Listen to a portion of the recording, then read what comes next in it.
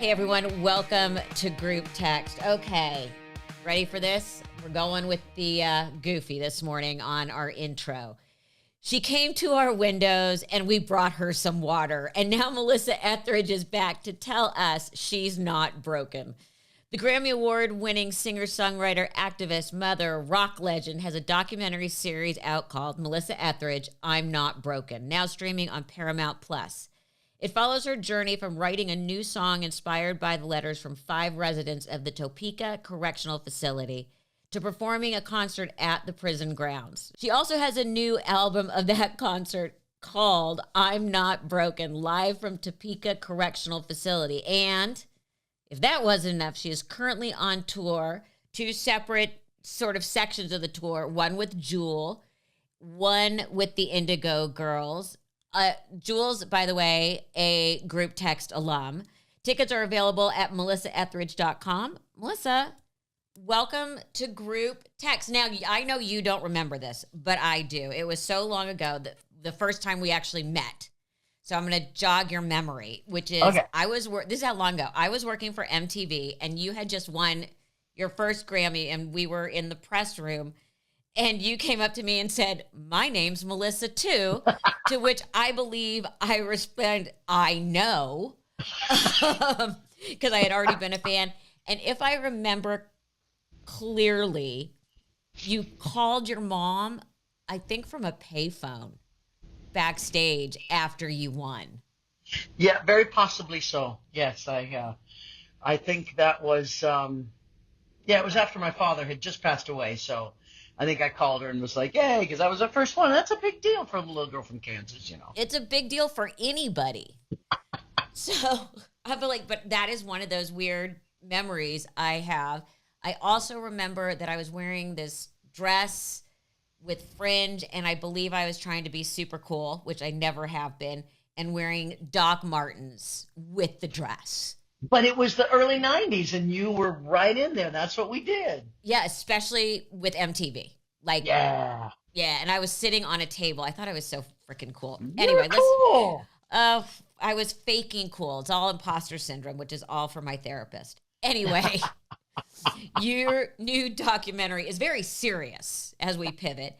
I'm Not Broken. It chronicles the process you went through writing a new song, which was inspired by these letters you received from these 5 different women who were incarcerated in your home state of Kansas. Okay, for people who don't know, when a fan writes you from prison, you can always tell because it has a specific number on it. So you see the number. What made you actually want to open it?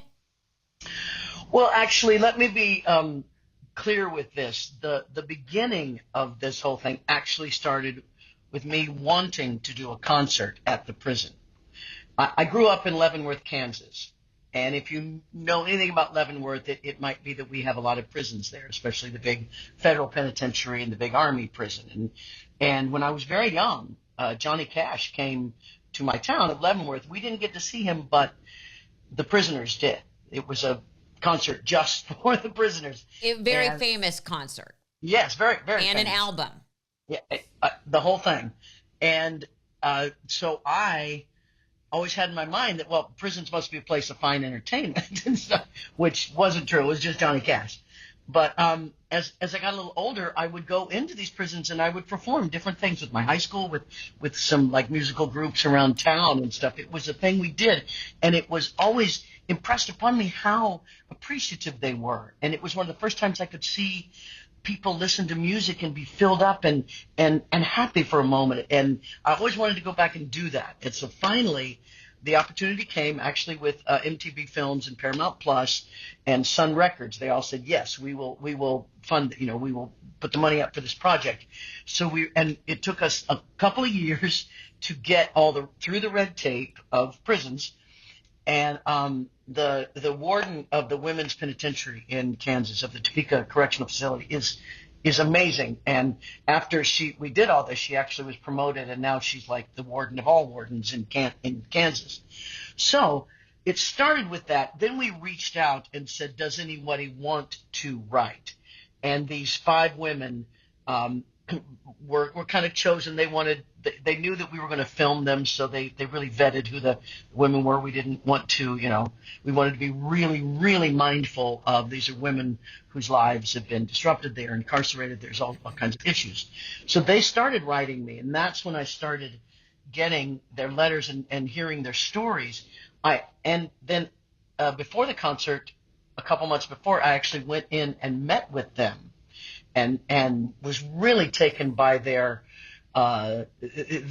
generosity, and their openness and their willingness to discuss things. And so after getting to know them, I was like, okay, now I'm going to write a song for them and all the women who were incarcerated. And the one thing that really impressed me was their resilience and their willingness to change, and their willingness to understand that it was their early childhood trauma that got them where they were, that got them onto drug addiction to try to numb that pain, and that this is something that we can all kind of start to look at and maybe change our hearts and minds about how we think about incarcerating people who have early trauma that is more like a mental illness. Yeah, these women definitely talked about how the letter writing process was very cathartic for them. And obviously it was very inspiring to you. At which point did it click on your head as a songwriter? Because every songwriter has different processes. Go, okay, I can start putting pen to paper. Here's the bridge. Here's this. I'm just playing on my guitar. This is going to work. Because there had to be a light bulb moment, I would assume, not being a songwriter, with every song there kind of is. Yeah, you have that moment that inspires you, that excites you, that then you grow on, and you pull it out and you create it. Sometimes it takes a long time, and I'm always really patient with myself, because I don't believe in saying, oh, I have writer's block and getting all messed up. It's just like, it will be there when it's supposed to be there. I've always given that belief in myself. And so with this, I think the part was when there were 2 things that really impressed me. One was personal with myself. I was having a conversation with a good friend of mine who had just gone through a personal change, where she had this light bulb moment where she went, wait a minute, I'm not broken. It's not me. I'm not broken. I can get through this. And so I grabbed onto that and went, wait a minute, I'm not broken. Nobody's broken in there. We all can learn and move past this and make different choices. And then the other part was when I was in the prison, and I was really touched by how and inspired by how many people, from the warden to the people working there to the inmates even, all saying how they understood that hurt people hurt people. Hurt people hurt people. And that was like, that's it right there. So I knew that had to be in there, and I'm not broken. So after that, then it was, no, I knew I wanted to lift them up. I wanted to have them feel like they had power, that they were just going through this, and they could get to the other side. So I wrote, I'm a burning woman. I'm worth it. I'm not broken. And how long did the song take you? And I only asked because I know, just in my writing process, when I'm doing a book or watching my mother all those years, her process, which was the idea or something, a funny line, and then refining it and refining it and refining it and working it on stage. Yeah. That I didn't have the luxury of. I had to just trust. The first time, what you see in the film and what you hear is the very first time we ever played it. I didn't even teach it to the band until, the Friday, and the concert was on Sunday. So I refined it within myself while I was on the road that year. And it probably wasn't really done until about a couple of weeks before we went there. But I wanted to give myself time, and the musical part, that just comes from sitting and really thinking, okay, I want it to move people like this. I want it to move, but I want it to feel good, sound good, but strong and powerful. And you just refine it. It's all about editing and refining. It's because it is such a process. When did you think to yourself, okay, this, not that anything ever really is done, because I'm Right. sure when you're performing live, you find new ways to keep it fresh for yourself. But when did you say to yourself, okay, I can share this with the band? It's done, and then in parentheses, because you're an artist, enough. Enough. It's done enough. Exactly. Well, that would be like when the time ran out, when we had to rehearse. I'm like, this is it. Now I'm going to put it together in a final product. And the band always lifts a song up and really puts it in its place. You know, oh, there it is. And so they were fantastic. So you talk about going to the prison. Yeah. Which, my general knowledge, or all my knowledge of prison, comes from TV and movies where Yeah. there's isolation and punishment, and that's used as a form of control. Were you very surprised by the idea of what that particular warden had created, in the idea of you work on creating the kind of person you want to go back into society? Yeah. I was inspired by what I saw. I have great hope by what I saw. In the prison systems, there's a whole lot of people in charge of it that really believe in punishing, and we have to punish, and everybody needs to know they can't do anything wrong because we will punish them. And they come from that place. And when I got to TCF, they're like, look, your punishment was that they took your freedom away, and you're here. I don't need to punish you anymore beyond that. You're already serving your punishment here. Now, the warden told me the minute that a woman checks into TCF, everyone there is working to get them back out, to get them functional in society. That's their whole goal. And that's a very different model. Yes, it is. And yet, I actually just went to the prison again 2 weeks ago, and there's been a huge change. They're talking. The women that talked about their issues in the film, they showed it to the rest of the prison. The women have formed these groups where they're actually talking about their trauma now, and it makes such a difference. Each of these women have a job outside. They do work release where they come back in. They're very hopeful for when they're going to get out. It's just a real palpable change. And the warden and the prison keeps getting calls from prisons all over the country and all over the world. The Philippines came to study what they're doing, so that they could see, because I believe our minds are changing about punishment and wrongdoings and early childhood trauma. So I love this change that's happening, and I can absolutely see it, and it's very inspiring. Is something that comes out early, an early idea in the film, is that these, and you just touched upon, the other residents are helping other residents, especially with the idea of breaking the chain. That there's sort of, and that's a very evolved way of thought that's very much new to in the last 20 years of society. How do they even identify? Because a lot of people just don't know. They don't have the access growing up to help. They don't know that therapy is shameful. How do they know, shit, there is a chain here, and it's up to me and my generation to break it and change the narrative? Because it is a new, fairly recent concept. Yeah.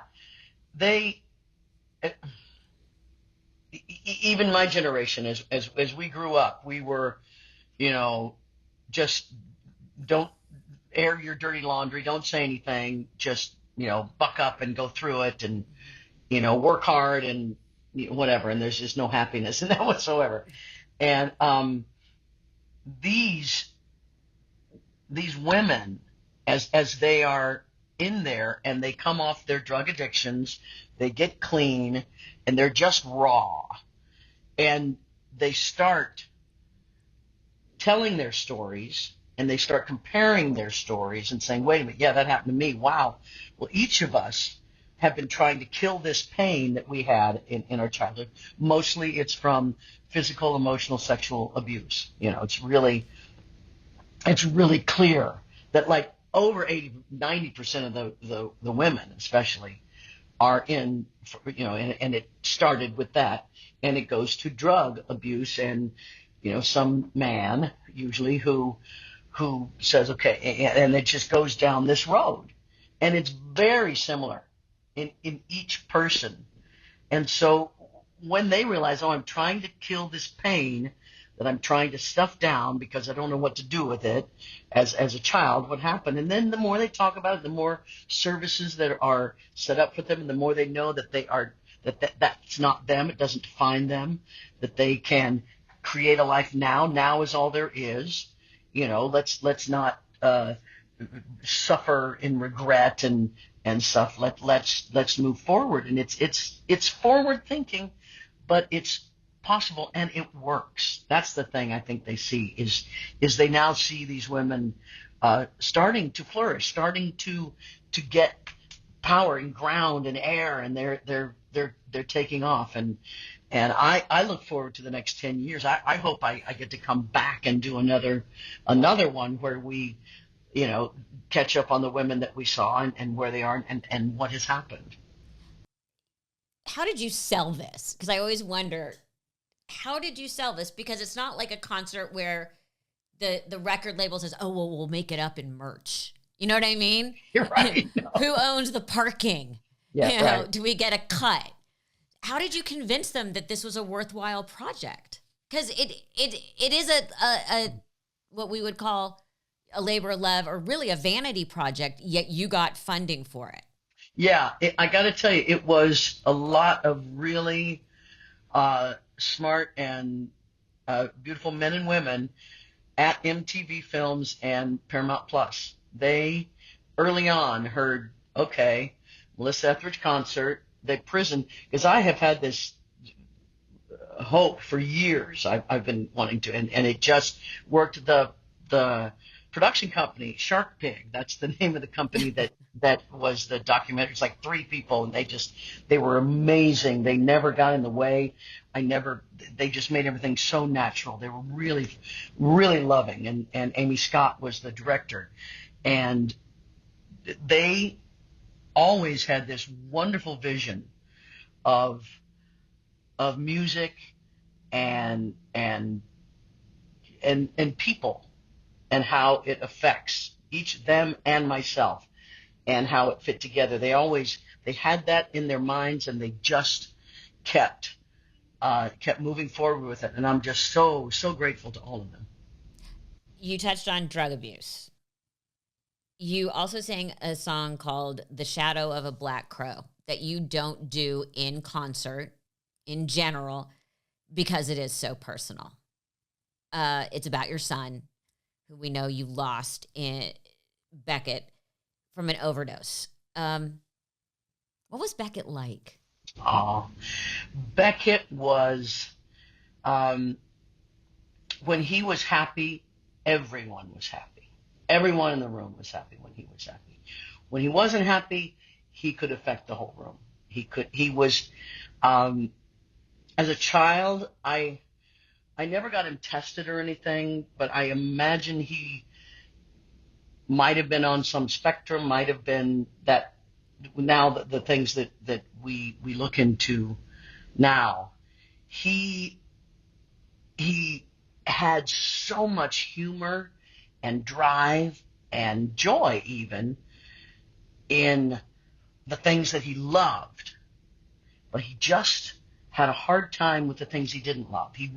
And he would spend so much time pushing against the things he didn't like that the things he loved would just fall aside. And so one of the things he loved was snowboarding.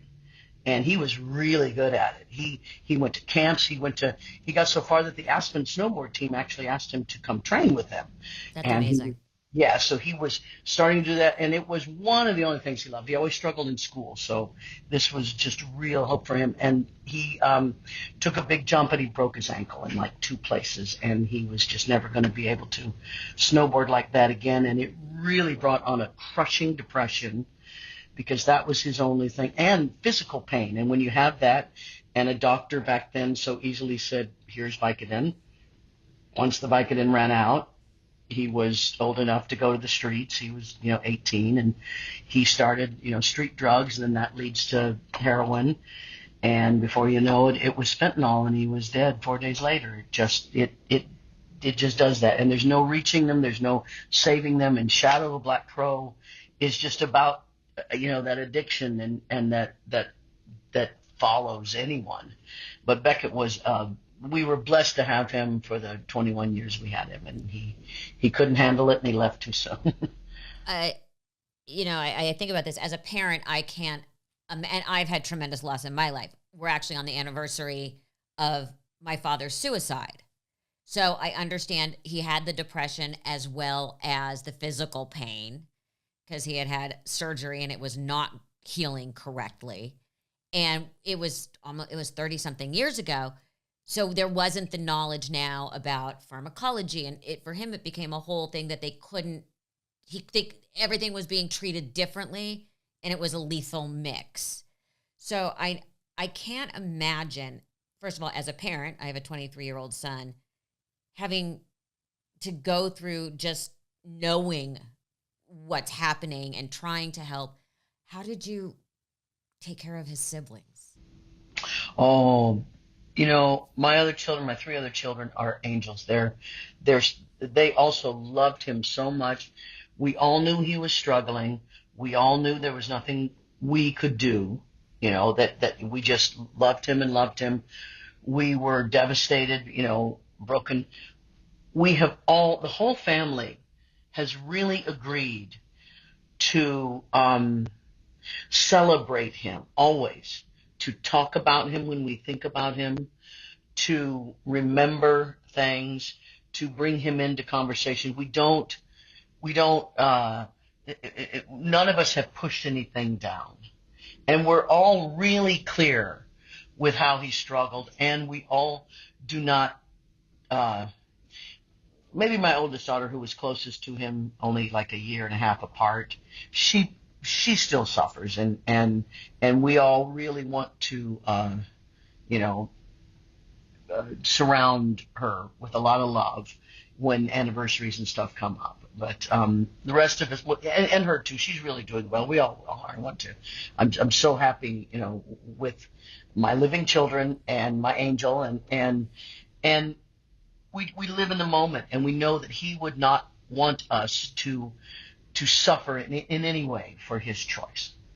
I interviewed someone parents the other day that had lost a son.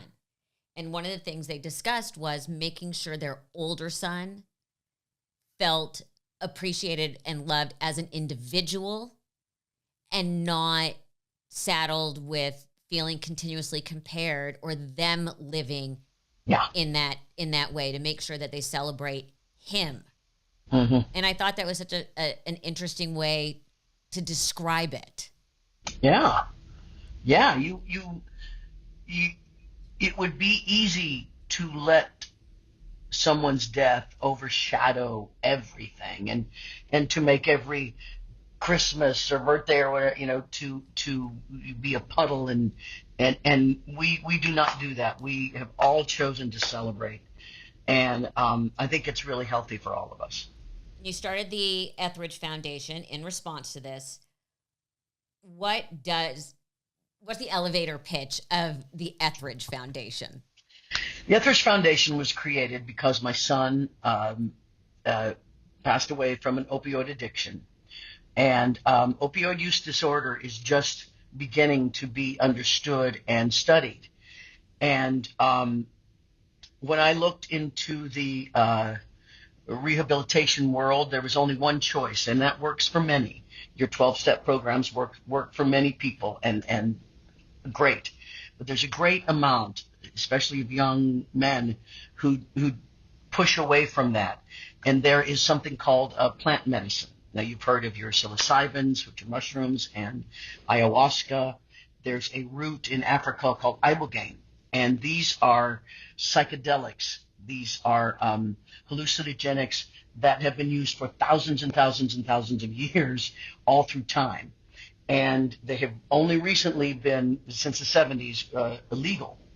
But these are healing plants that are not addictive, that can take and have, and the Etheridge Foundation is one of the first groups that are raising funds for the research so we can have the data, so we can go to governments who have outlawed these things saying, look, here is data that they are medically good, that this is something that needs to be rescheduled so we can study it, and these can be put in the hands of facilitators that we can see this is an option for opioid use disorder. There's my elevator pitch. There you go. That's a good. That sounds worthwhile. Okay. I can put a stamp of approval on that. But that brings us back to the prison, and so much. A lot of the reasons people are in prisons is because, as you said, they've gotten into drugs and alcohol. Is there anything other than the 12-step program? And do you think you may have inadvertently brought more attention to that within that particular prison? I know that's sort of a strange question. Well, no, it is interesting because we do dance around the outside of a lot of things. Yeah. Trying not to, I do not want, 12-step programs have saved lives, saved many, Yes. many, many lives. And that works, absolutely. And a lot of my friends, as I always say, Yes. there, but for the grace of God, go I. So, Absolutely. you know. And it's for those who don't.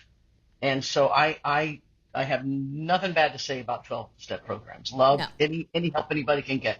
But for those that do not relate, cannot grab onto that, this is an option, and it is one that over and over is being proven. We have a study going on in Spain with ibogaine. It's iboga, which is a very, very, very strong.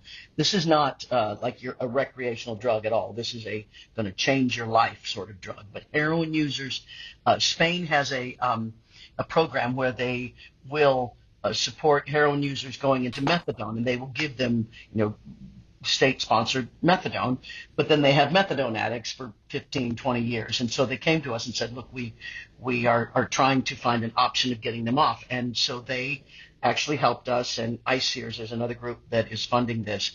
And the research that is coming back is so powerful. Not only do a lot of these individuals get off heroin immediately, but they also stop smoking and drinking, and they absolutely change their lives. And so this is stuff that is I know that we may be 10 years away from this ever really, coming to our homes, but we got to start somewhere. I agree with you 100%. So I have two questions before I let you go. Sure. One is, have you been in touch, which I'm assuming is yes, with any of the women since you performed? With any bonds really stand out?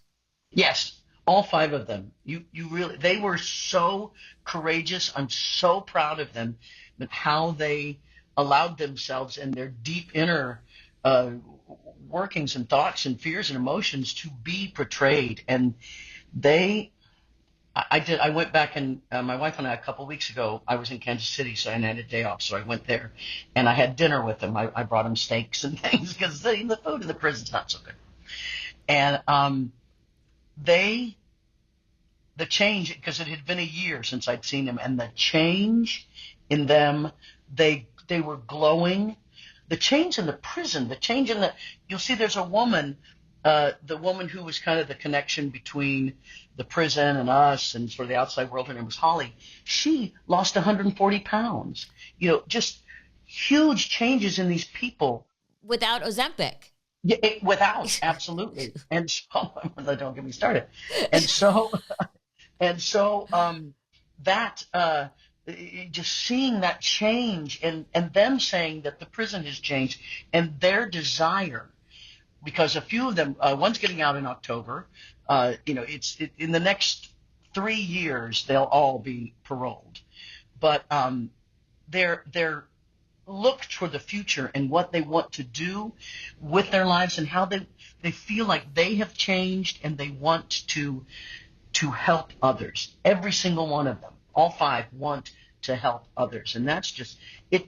I left that place a couple of weeks ago. It just lifted off the ground. It was such an incredible reward to see come back to me. It was amazing. And I will stay in touch with all of them for the rest of their lives. So I have more of a showbiz question. Hey, I can do that too. Were they a good crowd? I can't even get this. Or was it more like a corporate gig? Oh, you know what? I had no idea. You mean the show in the prison? Yeah. Yeah. Because everyone's had those corporate gigs where they pay you money and everybody eats through the whole thing. Eats and talks, yeah. And you're Yes. just like, okay, well, I'm just going to take my very large paycheck and go. No, Exactly. this was one, a very small paycheck, and 2, it was, no, I didn't know what to expect. 1, I was like, I don't know their ages. They might not even know who I am. You know, they might go, who's this? And they didn't know what to expect either. They didn't know, the inmates didn't know that I was going to bring in just a whole for real concert, lights, stage, band, everything. They thought I was just going to come in and sing a couple songs. I was like, no, this is the real thing. And from the beginning, the warden, because I was like, warden, I play music and it really gets people going and up and excited. Is this okay? And I used a few, curse words in some things. Is this okay? She kept saying, whatever you want, whatever. I said, how long can I play? Long as you want. She had just, she believed in what we were doing so much that she really let me just run it. And there's a point, and it's too bad we couldn't show it in the film because we only could show a few of the prisoners because of privacy acts and stuff. And then it took forever to clear the few that you see. It looks like there's like 60 people maybe at the concert, but there's a couple of thousand, and we couldn't show the rest. And there's one point when I was playing Bring Me Some Water that the warden was over there doing a line dance with half the prison, right? They're all dancing. And we couldn't show it because they're a bunch that we couldn't show. But it was like one of the greatest rock shows I'd ever done. They were so lifted up. And so many of them said, I forgot I was in prison. Many of them said they'd never been to a concert or hadn't seen one in 30 years. And it was one of my favorite shows I've ever done. This just popped in my head, apropos of nothing. What was the first concert you ever went to? You want to know? I used to say the Eagles, but then I remembered, you know what? A couple years before that, I started, one of the first bands I ever played in was a country western band, and these were older guys, and they took me to go see Buck Owens, and that was my, for real, first concert. He was a showman, Buck Owens. He was great. For me, the Go-Go's. The Go-Go's! And I was only allowed to go. I went with other family friends because our parents' son was dating Belinda Carlisle, so they knew we couldn't get in that much trouble. Like there was an actual adult backstage in the green room to keep us from like wandering off. I just found the T-shirt from that concert, and by the way, they're married. Really? Wow. They are, yeah. Wow. Morgan Mason, Belinda's husband. Yeah. There you go. Wow. Melissa go. Etheridge, I'm Not Broken, now streaming on Paramount Plus. New album, I'm Not Broken, live from Topeka Correctional Facility. You are on tour. Tickets are available at melissaetheridge.com. Oh my God, I'm so happy that we've met again. And I look forward to the next time I get to see you.